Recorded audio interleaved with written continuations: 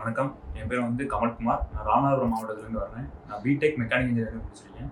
இப்போ நடந்து முடிஞ்ச சப் இன்ஸ்பெக்டர் தேர்வில் வந்து நான் வந்து 84 மதிப்பெண் பெற்று நான் தாலுக் எஸ்ஐயாக வந்து செலக்ட் ஆகியிருக்கேன். நான் வந்து சுரேஷ் அகாடமியில் வந்து 2021 ஸ்டடி பண்ணுறேன். குரூப் 2ல் ஜாயின் பண்ணேன்.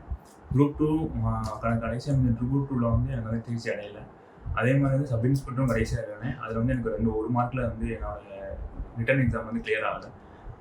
அதனால வந்து நான் இப்போ வந்து எஸ்ஐக்காண்டியே நான் வந்து படிக்க ஆரம்பித்தேன். இப்போ வந்து எஸ்ஐயில் வந்து நான் இங்கே வந்து ரெகுலராக வந்து டெஸ்ட் பேஸ் போட்டு அதுக்கப்புறம் ஸ்டடி ஹாலை யூஸ் பண்ணி நான் படித்தேன்.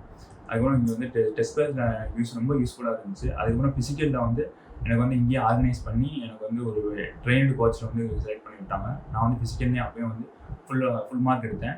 அதுக்கப்புறம் இன்டர்வியூவில் வந்து எனக்கு டெய்லியும் வந்து இன்டர்வியூ கைடன்ஸ் கிளாஸ் கொடுத்தாங்க. டெய்லியும் வந்து ஒரு ஆஃபீஸை அரேஞ்ச் பண்ணி எனக்கு வந்து இங்கே இன்டர்வியூ வந்து ப்ராக்டிஸ் பண்ண வச்சாங்க. இப்போ வந்து எனக்கு ரொம்ப நான் நன்றி தெரிவிக்கணும்னா எங்கள் ஃபேமிலிக்கு வந்து நான் நன்றி தெரிவிச்சுக்கிறேன்.